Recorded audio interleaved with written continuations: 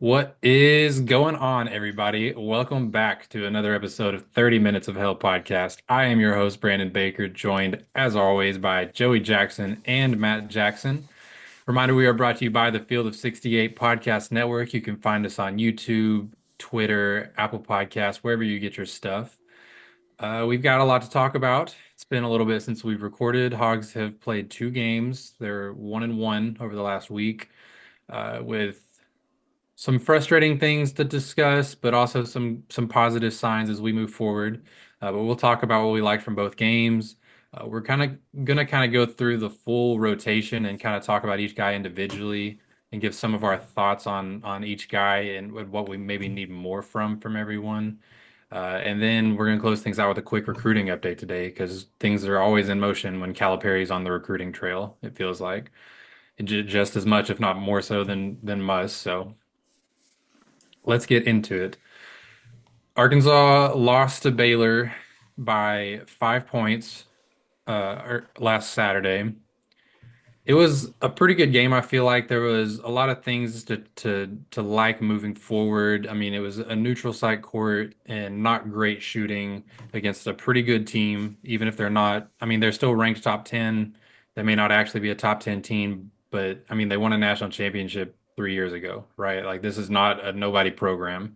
So what are y'all's thoughts? Something maybe that stands out that you really didn't like or did like from this game last Saturday?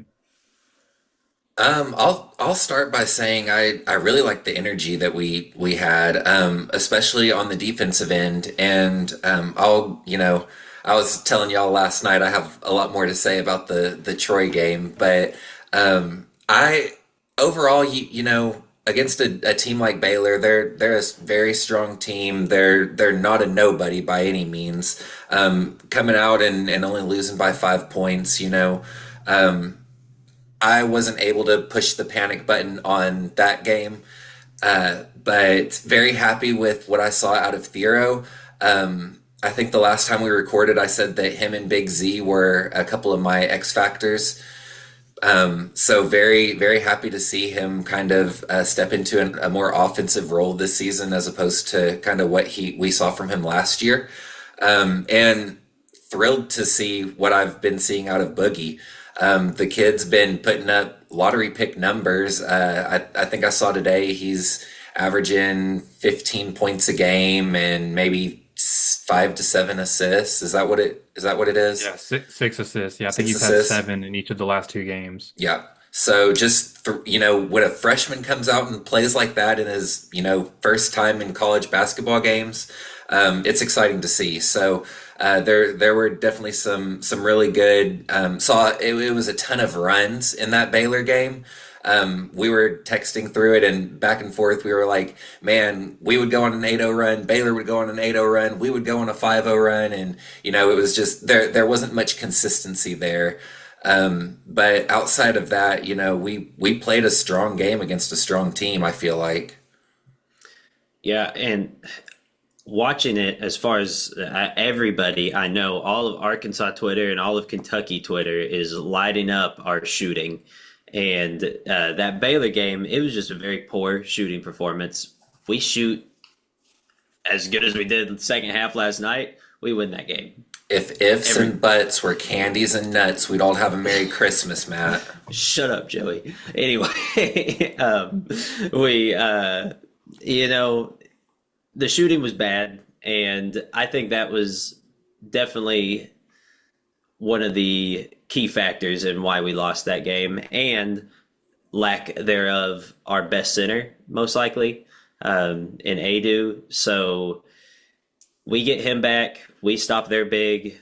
That's a completely different story. But overall, biggest thing I'm proud of is the never give up mentality. It's nice. It's always refreshing to see us, even when we were getting our butts kicked there for a little bit, we always stayed alert, stayed in the game, and brought ourselves back in. I was kind of excited to see what we do against a zone now, that we have seen one, and but we just couldn't handle that zone at the beginning. I'm glad that Calipari said, "Hey, we didn't really look into that. That's my fault." Owned up to that. I think we're fine. That loss didn't really concern me too much. And of course, all praise goes to Thero and Boogie and all those guys. Those guys are killing it, those two. Yeah, I think free throws are for sure a big not a concern as far as like percentage wise, but I feel like I don't think that we're getting enough free throw attempts as a team. I think that especially against that zone, I think we settled a lot, right, for jump shots and tough shots rather than attacking and with more aggressiveness than maybe we should be. And that's something moving forward in every game that we play that I would love to see more of. Uh, just continuing to attack because I mean, good players, if they're in a slump, I feel like getting to the free throw line and seeing the ball go through the net really helps more than almost anything else, right? Get Right. kind of get in your rhythm a little bit. So but moving on to Troy, where Arkansas did get the win by 16 points, 65 to 49 on Wednesday night. A much better game in the end. They did start pretty slow, trailed by one at halftime. Um, it's worth noting too, I feel like that Troy is another one of those mid-majors that's just pesky good, right? They're actually ranked 55th on KenPom in terms of their defensive efficiency. So partly why I think Arkansas struggled so much is that they are playing a good team, a very solid defensive team that also returned 12 players from last season, right? So Troy is experienced, continuity, defensive. Like it was not a nobody mid-major school.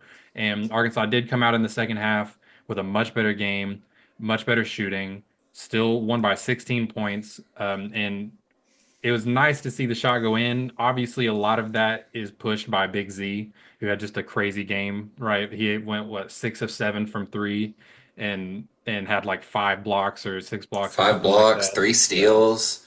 yeah, Dude was killing exactly. it. They saw a stat that he was the first player recorded in NCAA history to do what he did as far as 6 threes, 5 blocks, and 3 steals in a game.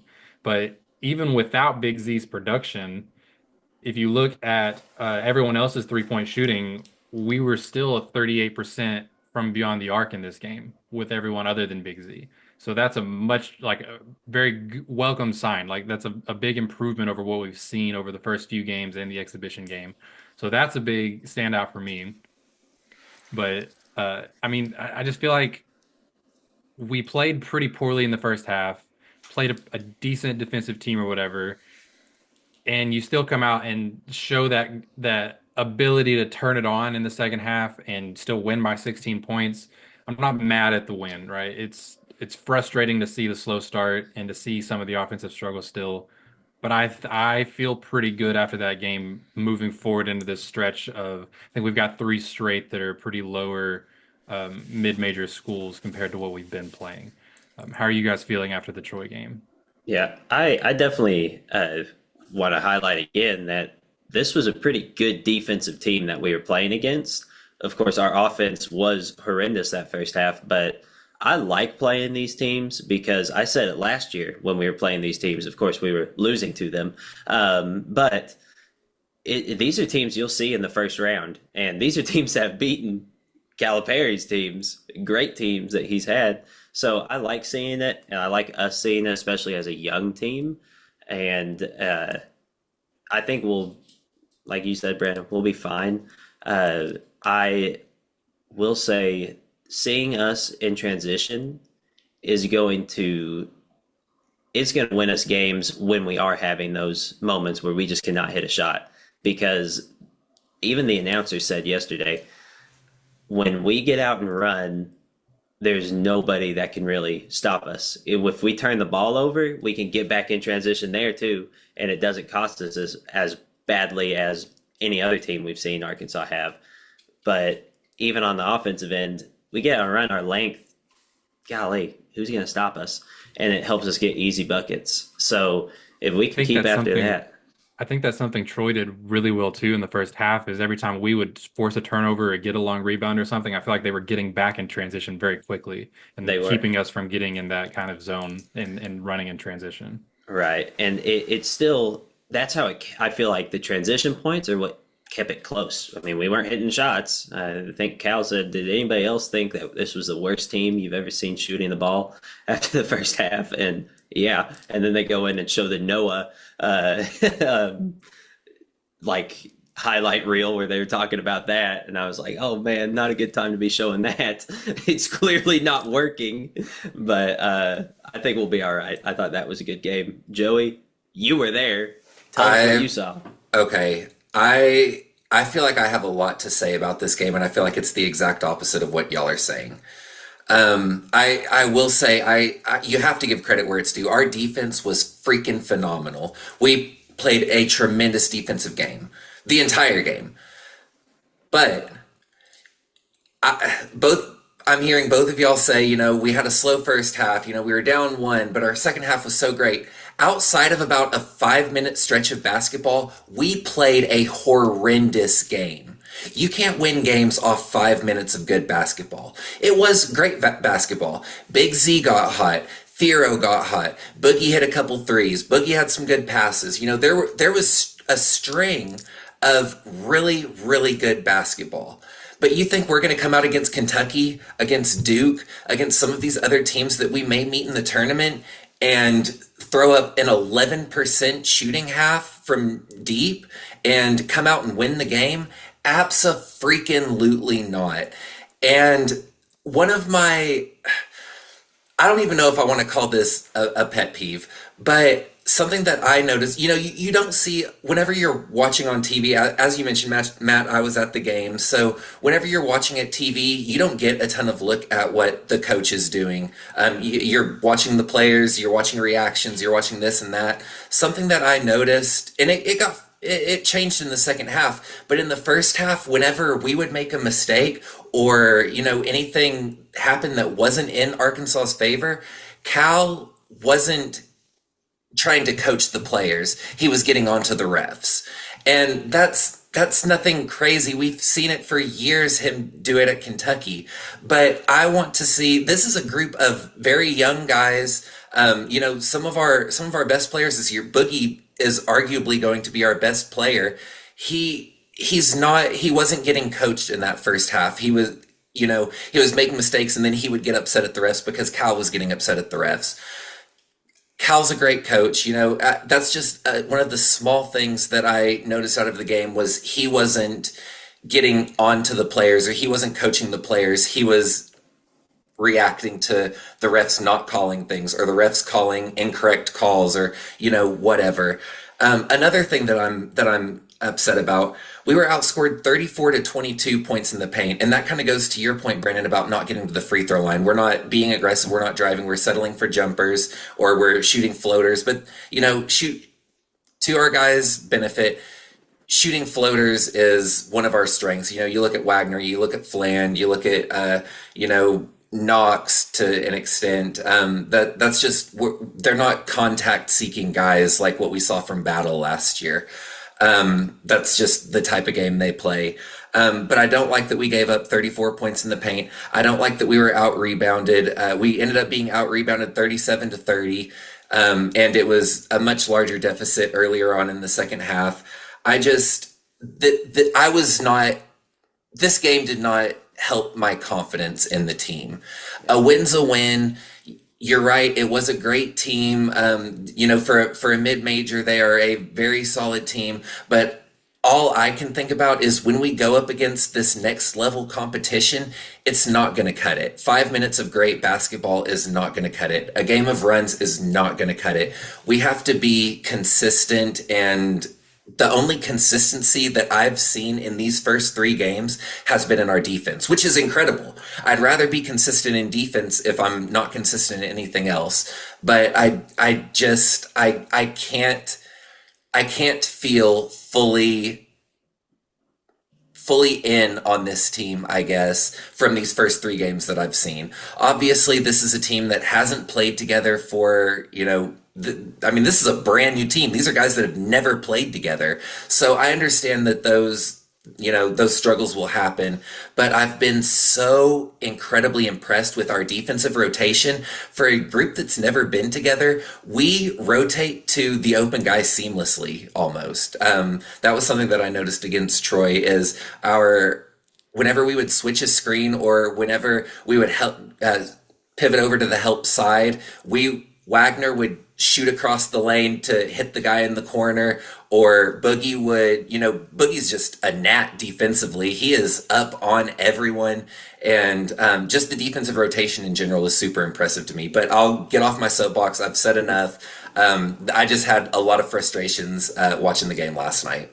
Yeah, and Yeah. real fast to contribute to the interior, the points in the paint, it is worth noting that we lost Brazil and Adu didn't play again in the second half. No, So, yeah, 100%. Big Z and did a tremendous job carrying that load. yeah, But am I confident that, those other two guys will, rack up another 3, 4 blocks? Who knows? and be healthy. That's Yeah. another big thing. So, and we of course, talked about that plenty about the healthiness of the That's team. still my number one concern for the team is health. Because I Oh mean, yeah, the shooting, Nelly Davis is still battling his wrist injury, right? We're still getting back into shape. Some guys that missed some time in the offseason to get fully, in shape and healthy. The big men, Brazil has been injury prone his whole career, and he went down again with a nasty ankle sprain. Adu is playing like 6 minutes a game right now because he can't get back in fully healthy and game shape. And so, I mean, all of these things, I mean, we talk about getting out rebounded, not shooting well. Those are problems that are solved if our guys are fully healthy, more than likely, right? So that health is still my biggest number one concern. And I also don't want people to think that I am encouraged by the Troy game because I'm not. I think that there was enough positive that I can take away from it after playing so poorly and still winning the way we did. It shows me a lot about the talent. Now I need us to not play that poorly and kind of start putting things together, right? Because this still is game three, and this is still a brand new team with the least amount of experience in the entire SEC, with guys that are just now getting back from injuries, just now getting into game shape and practicing more. So there's a long way to go. And I'm not saying we're going to get there. I'm just saying that there is room to improve on it.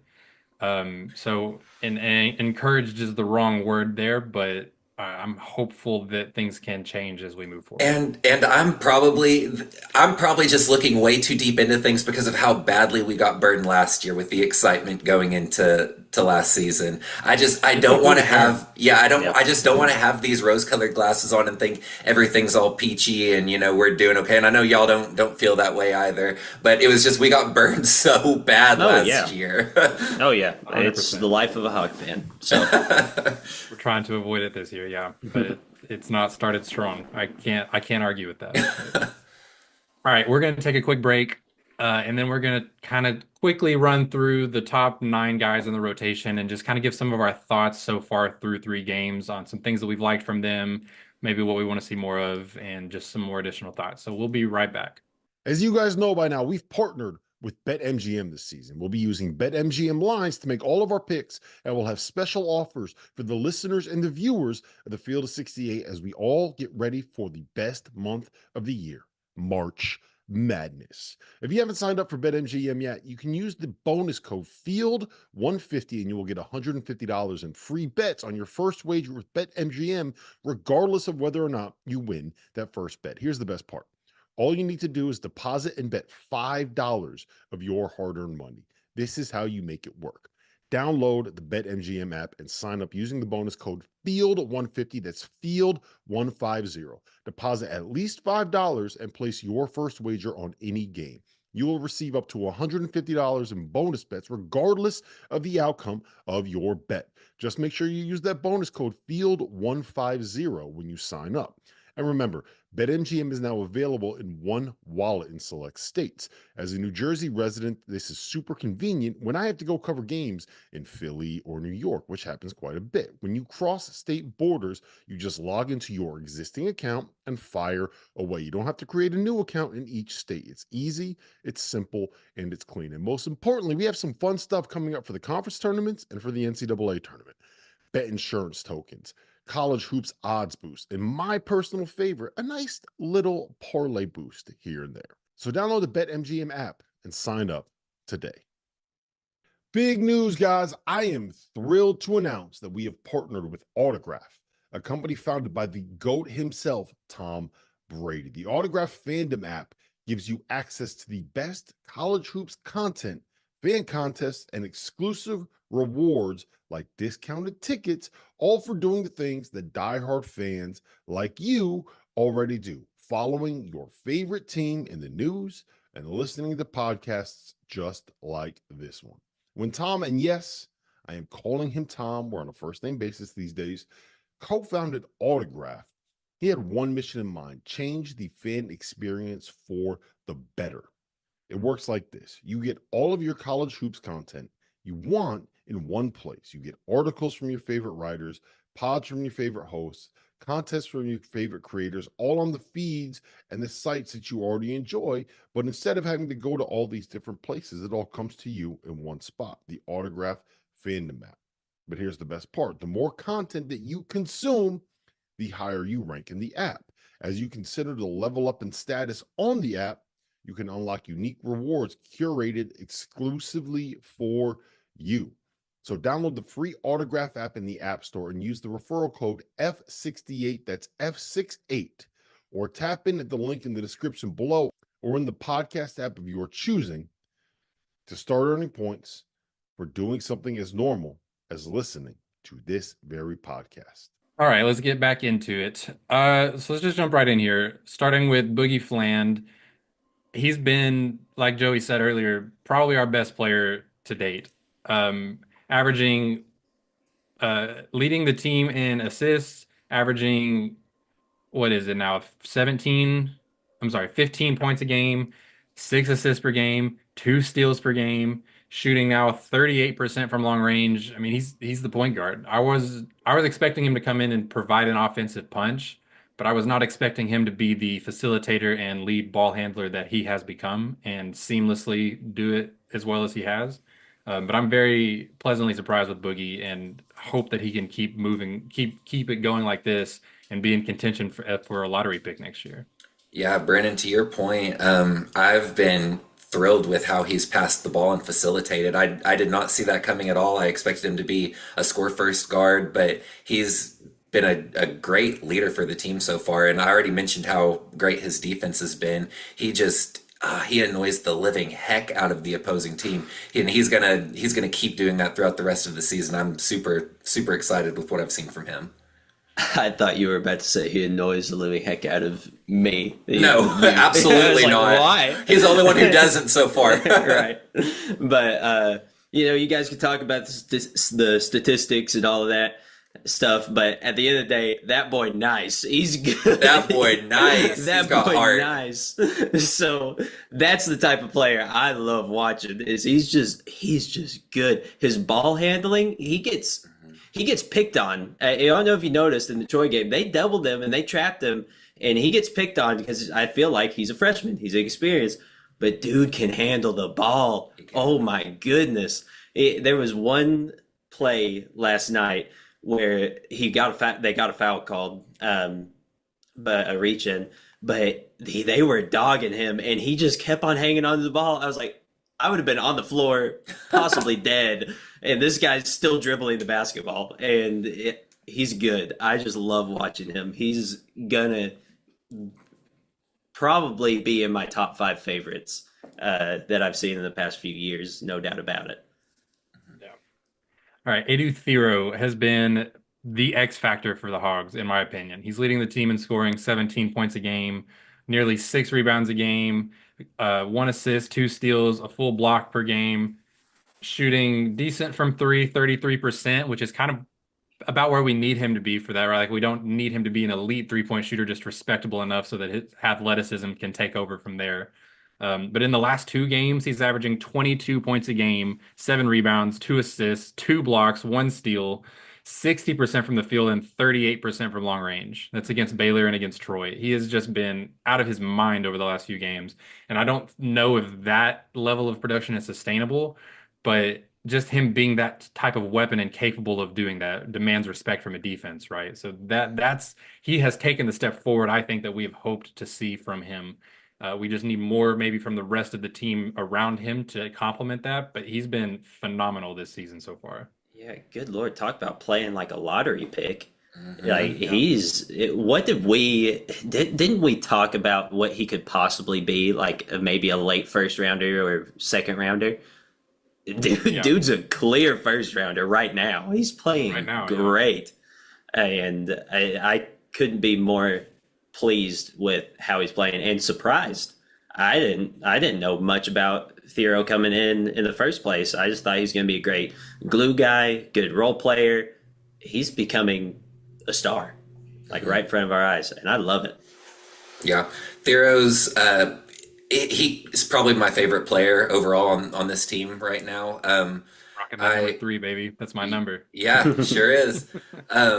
But his defense has really impressed me. His athleticism is through the roof.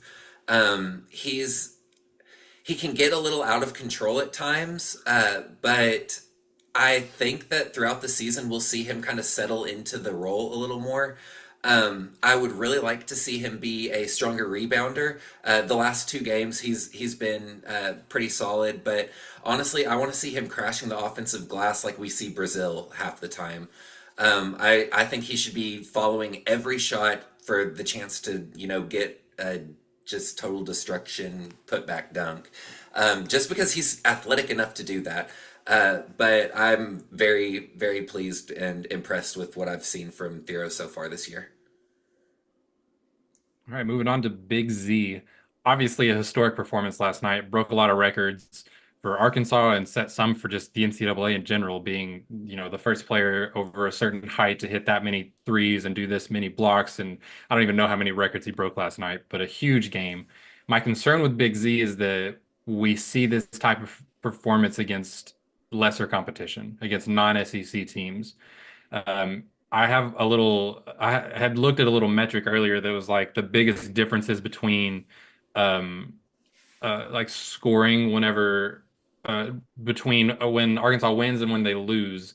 What's the biggest difference between points per game for some players? And Big Z was by far the biggest disparity between how many points he averages when we win versus how many points he scored in the loss. And I think that's kind of indicative of he can become a liability with his lateral quickness defensively. Obviously, we've just seen how good of a rim protector he can be, but Baylor put him in a lot of pick and roll action and a lot of stuff that forced him to move on the perimeter or catch up to his guy rolling down the paint, and he struggled a lot with it. And some of it maybe is more to do with defensive adjustments, with defensive rotations, maybe having the game plan in place, understanding his capabilities and his or lack thereof. But I think we will continue to see big performances from Big Z whenever he has the right matchup. I just really hope that we can figure out a way to mask any deficiencies when we go up against, a better team as far as, guards in the pick and roll or strong big men or whatever the case may be that could be a mismatch for him defensively. Yeah, Brandon, I completely agree with pretty much everything you said. I will say that it's hard to do the points that he scored in wins versus losses with such a small sample size, but he's he's slow, for lack of a better word. He can't move around the perimeter like someone like Brazil can. But his anticipation for blocks, his timing, is very good.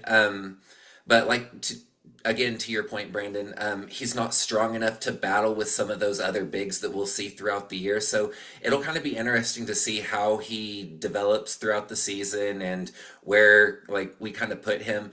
I think you and I talked about it last episode where we may see some looks where it's like maybe him alongside Brazil or him alongside Adu, where we're kind of running that twin tower look to kind of mask some of those strength issues and some of that speed. But very impressed with what I've seen from him and very hopeful. Yeah, and I'm going to give Big Z a little what I call negative sandwich. So I'm going to start with a positive and say that guy has one of the most beautiful shooting strokes I've It ever is seen. pretty. It is gorgeous, and of course, being what 7'2", 7'3", who's going to stop that? You know, Yeah. I mean, you pick and pop, boom, hit him, hit that three. Beautiful shooting stroke, great shooter at least last night. I think he's a great shooter in general. And then going into the negative here, like you guys are saying, he's 7'2", 7'3". He's a lanky and weaker 7'2", 7'3", whatever. I don't know what he's listed at. I feel like I've seen both. But anyway, with that being said, he will get bullied when it becomes a little bit more physical. And we kind of saw that against Baylor. And we saw that even a little bit against Troy. And it's really difficult to be weak as that height in college basketball and basketball in general. And his shooting is what's going to help him thrive offensively. Defensively, it would have to be his timing on blocks. I mean, he got one. Golly, I was like, that's goaltending, but it was perfect timing. And that's good for him. And then the next little positive is, golly, you put this guy, like I said earlier, I kind of doubled up on it, in a pick and pop type situation. He spreads the floor like crazy. You don't have that with anybody that size. That's why he was the first to have that stat. You know, you don't have a 7'2" monster shooting threes like Steph Curry. I mean, that shot's beautiful. And so I'm pleased enough with him, and I just want to see him be maybe a little bit quicker and a little bit more aggressive. That's pretty much it from him. Yeah. All right, Trevin Brazil. I've been pretty pleased with what I've seen from him. I think we're seeing him get back to more of his role that he thrives in terms of running in transition, crashing some offensive glass. He's shot a few threes, hasn't really shot well yet, but he's not settling for a bunch of threes like we've seen for stretches during his time here. I think he's taking them when he's open, still showing that he's capable, but really just kind of being a paint beast without necessarily having to dribble the ball or make plays for himself. Just really kind of filling that role of doing things without needing the ball in his hands on both sides of the court. Just again, almost kind of like we're talking about with Big Z, a skinnier big guy that doesn't have the strength always to contend with other big men in the post when he runs the five by himself. Hopefully, he won't have to do a lot of that when Adu gets healthy, and you've got Big Z beside him. But I mean, I feel like Brazil's kind of doing what we expect of him to do, right? I don't have many complaints about what he's done this season, and hopefully, this ankle injury he suffered against Troy is not a long-term thing. It was just a sprain. Yeah, and I'm pleased with Brazil. He's doing exactly what I wanted him to do with this team. We all knew he wasn't going to be the star, but I like the dunks I'm seeing. I feel like he's getting more confident with his ability to go up and jump. I know it's hard after a knee injury like he had, and we didn't really see it that much last year. And so I like seeing him get his bounce back, get his confidence back. He's being a lot more aggressive in the paint, which I'm pretty sure Coach Cal said, hey, you're going to have to be in the paint. You're not going to be sitting in the corner. And so I'm happy with what I've seen, and I'm confident that he'll be all right after that ankle injury. He seemed to walk it off Yeah, pretty it's well. crazy too. You talk about being aggressive in the paint. He actually had 5 rebounds last night and only 9 minutes of action, along It's with phenomenal. 2 blocks in that time. So that's I good. love that. Yeah, I've been really impressed with his defense. I like you said, Matt. I think he's playing the role that we want him to play, the role kind of that he started playing at the end of last season. He's been very active defensively. We often complained about his energy and his effort last season, and I haven't seen that at all this year. He's like I mentioned just a few seconds ago, he's very active with his hands. He's always swiping at balls or he's diving on the court to get a loose ball. He's skying for rebounds. He's just been a very very consistent, solid role player so far this year. I hope that he remains that way and continues to give us meaningful minutes throughout the year. And moving on to someone who's kind of been the opposite of that, Carter Knox. I have very high expectations for him, and I still do. I mean, plain and simple right now, I think he just needs time. I think that he's just not acclimated yet. I don't think he's adjusted to the collegiate game fully, maybe not comfortable in his role that he has on the team, but very high scoring potential and capability, very strong for a true freshman coming in. The dude is built like an ox already. So, I I mean, the capability, the skill set is there, just needs to settle in, see some shots go through, find his role, find how aggressive. I think that's the main thing is that he doesn't want to step on toes, maybe because he's like a pretty unselfish player. So he's still looking for his shots, but trying not to force things. And I think he's just trying to find that balance. But I think he will get there. I still have high hopes for him. Knox has probably been my biggest, I don't want to say disappointment of the year, but I had super high expectations for him coming into the season. He was one of my most anticipated guys coming in. And I think I mentioned again in our last podcast that I thought that we would, it could take him longer to get a feel because he was such a great offensive player in his senior year and the year prior, and we didn't know how his game would translate to be around other guys like that. So I just really hope that he progresses throughout the year because I do want to see everything that he's capable of, and I think he is capable of a lot. Yeah, I think Brandon, you said it best when you said you think he's having some trouble fitting into his role, and I think that's the biggest issue. He seems a little bit uncomfortable out there, and I feel like he may be lacking a little bit of confidence, and I don't think that's going to last. I think he's going to snap into shape. He may have a big game, and that's going to change everything. All right, DJ Wagner had a big game against Kansas, has struggled a little bit from the field though, since the regular season started, shooting like 33% on his field goals, and has not yet made a three after hitting two in the first couple of minutes against Kansas in the exhibition. But he is still averaging over almost 2 assists a game. I'm sorry, almost 3 assists a game. He had five against Troy, including four steals. So kind of doing what we need as an on-ball playmaker defender, but I would love to see a little bit more offense from DJ. Yeah, Wagner's just he's another one of those guys that's just kind of fading into the backlight for me. I had super high hopes for him, and he's still a great player. He's still doing very well for us, but I thought that he would be our facilitator, our point guard, and with how well Boogie's been playing, I think that's kind of taken an effect too. Yeah, I think he's still a stud defensively, and I think he'll settle down and find his spot. I feel like he may be suffering from the "I had a good game, I need to have that game again" type of thing, and I think he's going to settle down and get into that consistency that we want. Yeah.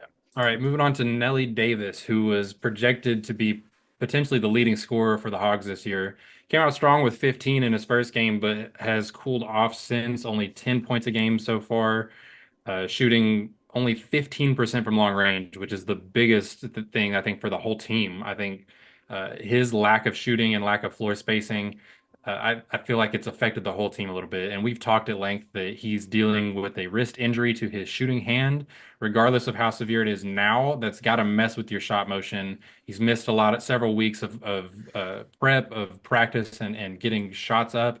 So I'm very hopeful that he will figure it out, but he's not been the player that we recruited so far. And if he doesn't figure it out, that's a big problem for the Hogs as a whole.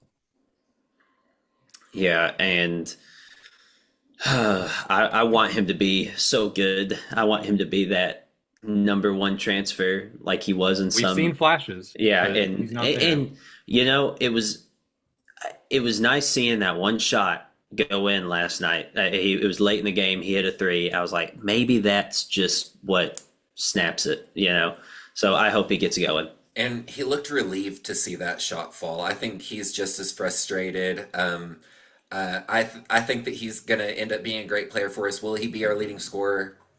Maybe, maybe not. Who's to say? But I think that we'll definitely see some better offense from him once that wrist heals. All right, Billy Richmond has been quite the pleasant surprise, to be honest. I mean, he came in, and I kind of feel like the general consensus was that he was like the ninth guy, right? He was the lowest rated of the three freshmen. Obviously, the three freshmen don't have any experience, but you've got guys like Boogie and Carter Knox coming in with like first round aspirations, and Billy wasn't quite on that same level. But he's been really good in terms of like he's brought a lot of energy. He's rebounded well for his size. Uh, he's handled the ball like decently. Okay. Cal has talked about how he's thrown Billy into live game situations in practice, and he's been kind of impressed by his ball handling and his playmaking ability. Cal even went as far as to say that he might be like their third point guard if they were to have to go past two point guards. I don't know if that's all true. I haven't really seen that from him on the actual court yet, but needless to say, I've been very impressed with Billy in the role that we need him to be in, right? I mean, he's playing 14 minutes a game. He's scored 4 points in every single game he's played in so far, multiple defensive stats in every game, multiple rebounds in every game, over or averaging an assist per game on the season. I mean, I can't ask for a lot more from the guy that I thought was going to be the end of the rotation, right? I wasn't sure how many minutes he'd even play, so very happy.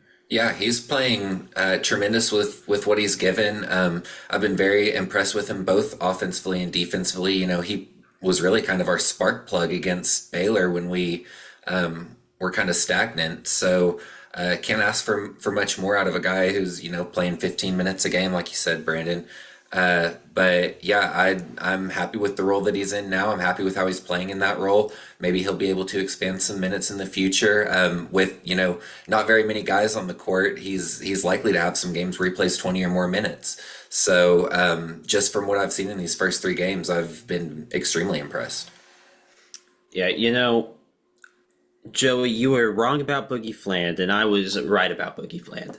And nobody was wrong about Billy Richmond, but there was one person that said, I think that Billy Richmond is gonna surprise us.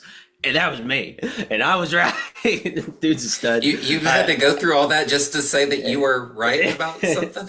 Yes.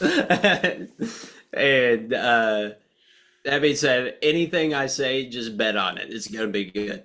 No, Don't take betting advice from Matt. Don't listen to that.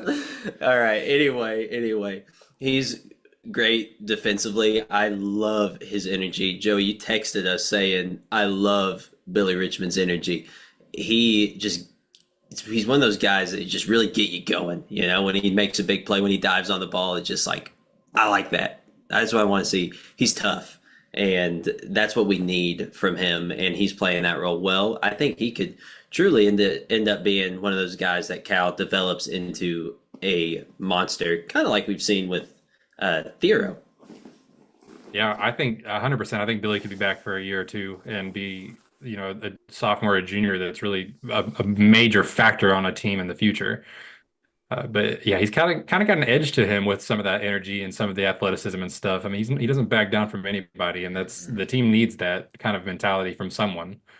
Um, all right, moving on to our last guy in the rotation, the guy that we've seen the least of so far, Jonas Adu.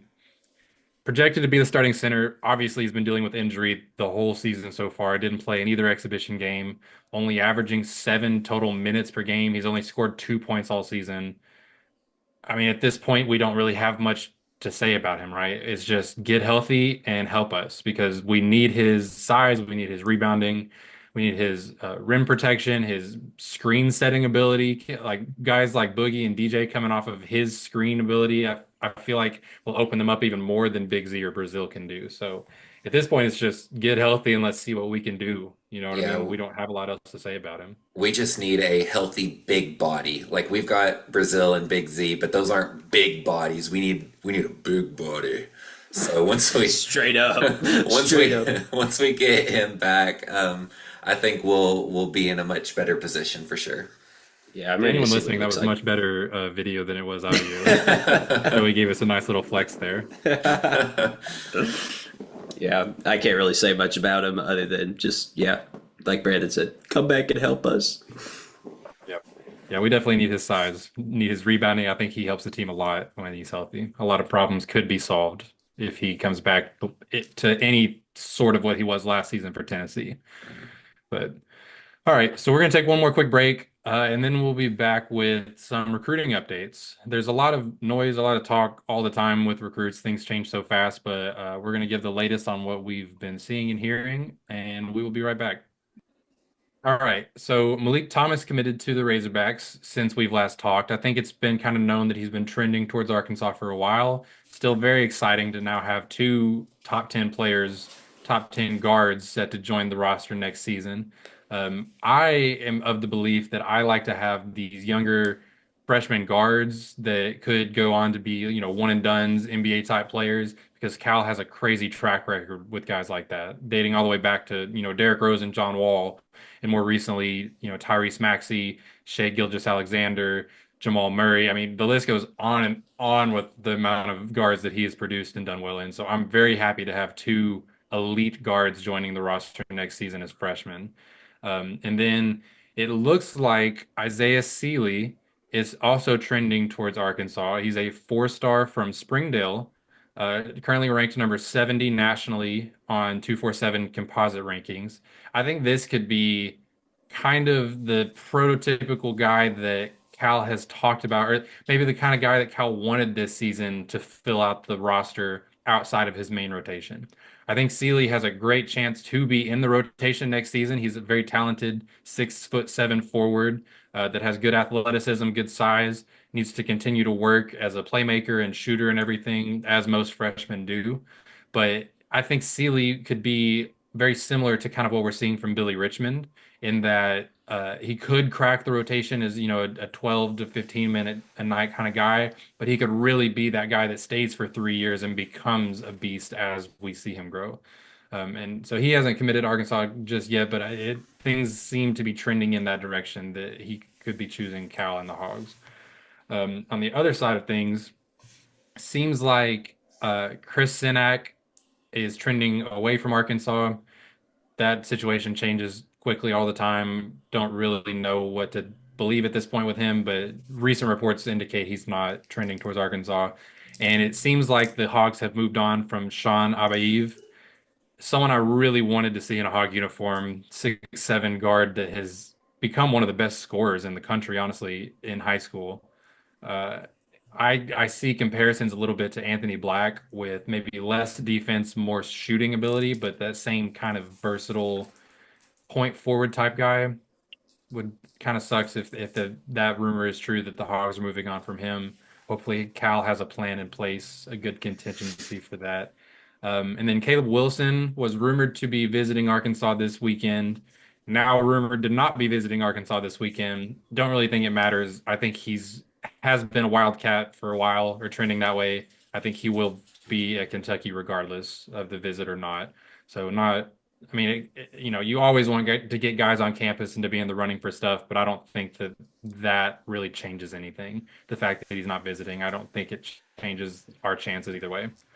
But Cal is still in on a couple of big men that we could see join the team next year. Nate Ament, or we've talked a little bit about him.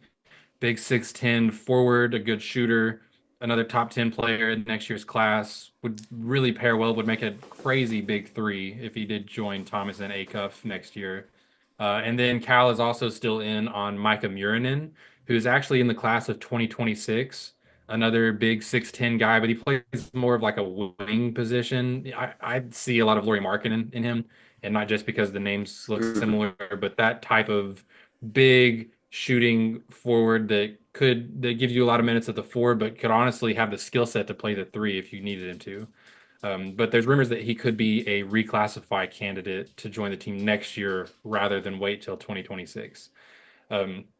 But the way things are trending right now, it kind of seems like Arkansas is going to just have these two guys that are already committed for the early signing period, which I believe starts this coming week. And then it'll probably won't be until spring until we have official commitments from anyone else joining the 2025 class. But like I was saying earlier with I like to have these young freshman guards coming in and doing well. I think I almost prefer to have transfer portal big men and forwards to fill out the roster. I just feel like it's a very much lower percentage of young big men that come in and produce from a young age compared to the guards. So that's kind of my take on it. I'm not super concerned if we don't get a lot of big men. If we can land one freshman big man, that would be great. But I'd rather have portal guys or returning guys like maybe Trevin Brazil comes back for his senior season. Billy Richmond comes back as the three next year, that kind of stuff. But what are y'all's thoughts on that for like portal versus freshman as far as different positions? Yeah, I like the idea of getting transfer big men just because the post I feel like is a very difficult position to play. There's a lot of footwork and just a lot of discipline that comes into that, as well as if you're not college strength yet, college basketball strength, like kind of like I was talking about with Big Z, it's really difficult to be a post against a center that's going to bully you, who's he could just be a 6'10" beefcake of a senior that knows how to push you around, and you're just now getting into college basketball. So I like the idea of the transfer. I don't care if we go after a big man. Cool if we have one for maybe development, but other than that, I'd hit the transfer portal and hit it hard. Yeah, unless you can just find a complete and utter paint beast. I feel very similar. I'd like someone who's established in the college game. But I mean, if we find, a gym that's 6'10", 240, can throw his weight around, and if we're able to find that guy who can just completely rock the paint, then yeah, 100%, go at him, take that risk. But I would say 9 times out of 10, I'm leaning transfer portal on bigs. Yeah, and a couple caveats that I will throw on that because my opinion is what you're saying. I like the transfer portal bigs. If you can get a freshman that can play both positions and pair him next to an experienced big that can help defend the post, I'm completely fine with that. But the other caveat that I would say too is that Cal now has Kenny Payne back on his coaching staff, and he didn't have him for a long time. But Kenny Payne was there when you're developing guys like Anthony Davis that are coming through, and he had a stretch run of Bam Adebayo, Karl Anthony Towns. He's had some one and done bigs that we've seen do very well, and I think Kenny Payne played a part in some of those guys. But I think the next Anthony Davis is waiting in this class, right? Like I think that we would know. You don't always know, obviously, there are gems, but I don't see a guy that I'm just like we have to have him as a freshman right now. So. Anyways, that's all we have to talk about today. Appreciate you, as always, for joining us and talking some Razorback hoops. Reminder, we are brought to you by the Field of 68 Podcast Network. You can find us on YouTube, Twitter, Apple Podcasts, wherever you get your stuff at. Remember to like, subscribe, comment, whatever it is you do on those sites. It really helps us out. I have been your host, Brandon Baker, joined, as always, by Joey Jackson and Matt Jackson. And as always, go Hogs. Woo pig. Whoa, you took my thing, dude. You got me lacking.